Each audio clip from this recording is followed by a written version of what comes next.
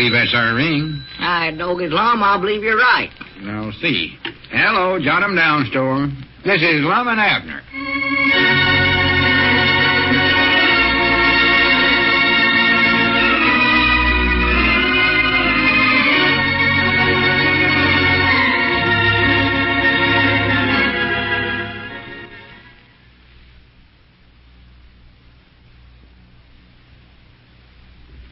And now, let's see what's going on down at Pine Ridge. Well, Lum's activities as head of the planning committee for the proposed health resort were somewhat impeded yesterday when Abner and Cedric tried to help Lum hire an architect for the job. However, plans for the project are well underway in spite of this. As we look in on the little community today, we find Abner in the Jot-'em Down store and library talking to his father, Finest Peabody. Listen. Why, sure, Papa. I got a few minutes to talk to you. What do you want to talk about? I just want to have a little heart-to-heart talk with you, son. Oh, some trouble come up twixt you and Elizabeth? Oh, no. Elizabeth's a good girl, son. You're lucky to have a helpmate like little Elizabeth. Oh, yes, I am. Yeah. Well, what's the trouble then, Papa? Well, it's about your money, son. My money? Yeah. I just want to warn you, Abner, don't go throwing it away. Well, I ain't throwing it away, Papa. I'm older than you, son, and I understand these things. Uh-huh. Maybe it's my own fault, of course. Maybe I never spent enough time with you explaining the principles of thrift to you. Well, Papa... Maybe I ain't been all that a father ought to be to his boy. No, sir, now, you've been an awful good Papa to me. Honest, you have. Well, now, you just stop worrying about that. Why, I wouldn't trade you for no other Papa nowhere. Well, it's high time you was learning some of these things, though, Abner. Money comes too hard to squander it. Now, listen, Papa, I know how to handle my money. I wish you'd recollect I ain't no kid of a boy no more. Money comes too hard, my boy. Take my advice now and don't go into it. Don't go into what? Why, this health resort contraption. Elizabeth told me what you was aiming on doing. Oh, is that what's bothering you? Yeah. Well, everybody's going in on that, Papa. Take my advice. Why, that's the biggest one thing that ever happened to Pine Ridge. Lum says that's going to boom up business around here, something wonderful. What do you know about the health resort business, Abner?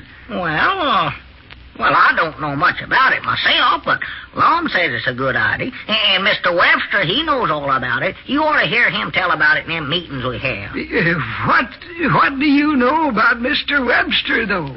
Huh? Who is he? Where'd he come from? He come from Detroit. Hey, you worked for him yourself one day, and you said you thought he was awful nice. Yeah, but I don't know. I don't like the cut of his jib. Don't know that I'd trust him too far. Oh, prattle. Well, take my advice, Abner. Now, Papa, you're just magic stuff. Well... Mr. Webster knows what he's doing. He's doing a good thing for us here. Everybody says that. Don't like the cut of his jib, boy. Why, he even went to all the trouble to have that spring water on Grandpappy Spiritus' place annualized by a chemist and all that. How'd you know he did? Huh? Did you see the chemist do it?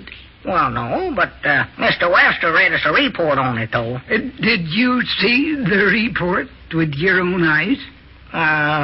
No, but... Just don't like the cut of his jib, son. No, sir, don't like the way his jaw is shaped. Well, now, Papa, you're just worrying yourself over something that ain't nothing at all. Well, maybe so. Maybe you know what you're doing. Why, sure I do, well, sure. I hope so. Oh, yeah. I ain't going to argue with you about it. I ain't got time now. I got to run down to the barber shop now. Yeah, well, just don't bother your head over this no more now, Papa. All right. I got to get down there and get the police gazette before Milford Spears gets hold of it. Yeah, be careful now, Papa. Don't get no argument. Oh, here comes Lum. Yeah, I see him. Yeah, how do you do, Mr. Peabody? Yes. You ain't racing off, are you? Yeah, got to do it. Yeah, see you later. Yeah. Where's your papa going in such a hurry? Oh, no place, Mom. Just down the barber shop, so. Oh, yeah. Well, say, just wondering if he couldn't sort of hang around the store tomorrow and help you out, because I think I'll be going into the county seat. What do you got to go in there for? Well, the main reason is I want to talk to J.B. Dobbs, that feller I'm aiming to get for the architect. You mean the one I talked to on the telephone yesterday? Yeah, that's the one. I don't think it'll do you no good, Lum. Of course, when I got done talking to him, he didn't much act like he wanted the job. Well, of course not. Not after the way you might and I ruined everything for me. That's why I have to go in there and see him in personage. Yeah, and I just hope you have better luck with him than I did. No, don't worry, I will. Is that the only reason you're going in there? Yeah, mostly. Oh, there is another little thing. What little thing? Oh, nothing. Just going to draw out that $700.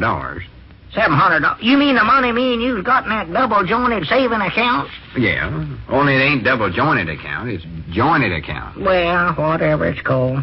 What are you drawing the money out for, Lum? Well, we're going to put it in the health resort, natural.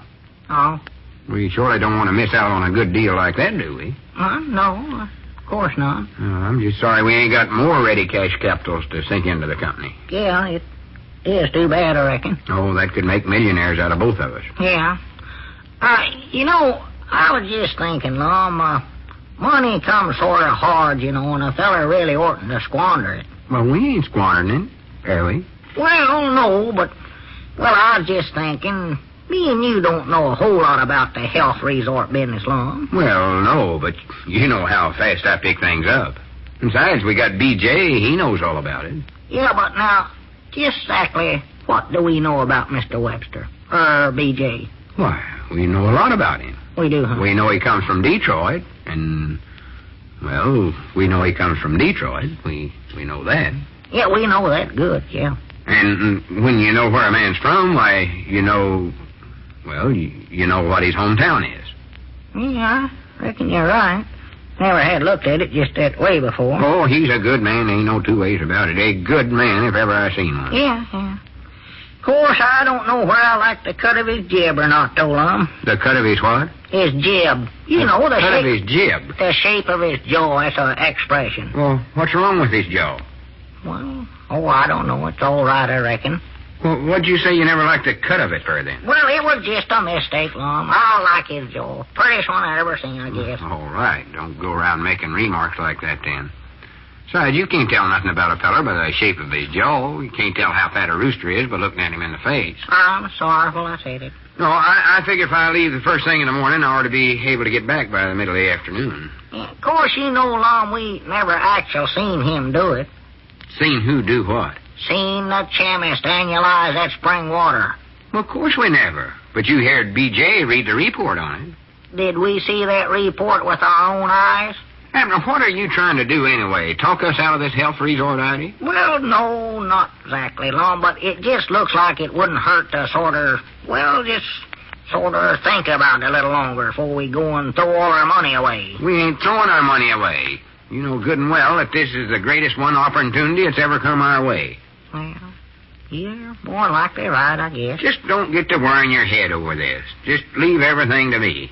I know a good thing when I see it, and this is it. Maybe so. Maybe you know what you're doing. Of course I do. I hope so. Well, I reckon I better get out and make them delivers now, as long as you're here to look after the store. Yeah, you better get after that. Miss Barton was complaining the other day she was fixing to make some biscuits and was waiting on you to deliver the soda. Young'uns might not starve to death before you got there. Well, I just taken her a box of soda the day before. Yeah, well, just hurry up now. Don't keep nobody waiting today. I'm going. Is this all of them right here? I reckon so. I don't know. You put them up, didn't you? Yeah, that's right. Yeah, I'll take them. I believe that's our ring, Lum. Yeah, I heard it. I'll get it. Yeah, I'll see you later. All right. Hello, jot 'em down, store and library. Lum Edder's talking. Oh, well, he's on his way now, Miss Barton. Oh, well, that's too bad. Well, we can send it out in tomorrow's deliver. Need it for today, huh? Another batch of biscuits, huh? Well, I tell you, I might be able to run out and catch Abner. Well, it won't be no trouble. Wait a minute, though. I see Abner's papa coming up out there. Maybe we can get him to drop you off at your place on his way home. Yes, Ma. Oh, not at all, Miss Barton. Not at all. Where was Abner go? Yes, Mom. Oh, all right. Excuse me. Goodbye. Where was Abner going? Oh, he just went out to make the delivers. Yeah? Say, Mr. Peabody, I wonder if you'd do me a favor and drop off a box of soda at Barton's place on your way home. Well, I ain't going home now, though. I wanted to talk to Abner, but maybe I'd rather talk to you. Why, sure. What else do you want to talk about? Well, I was just talking to Mr. Webster down the street about this health resort idea, and Well, I got to thinking, Mum. I got a little piece of money saved up, and I was wondering if I oughtn't to put it in. Well, I don't know, Mr. Peabody. Money comes too hard to go squandering it around. Yeah, but the way Mr. Webster's got this thing figured Yeah, but out... exactly how much do you know about Mr. Webster? Well, he comes from Detroit, I know that. How do you know he comes from Detroit? Well- Did you see him come from there? Well, wait a minute. What have you got against Mr. Webster, anyways? Well, I'll tell you, Mr. Peabody. I've been studying it over. I'm a great judge of human nature, you know. I just don't like the cut of his jib. I don't like the way his jaw shakes.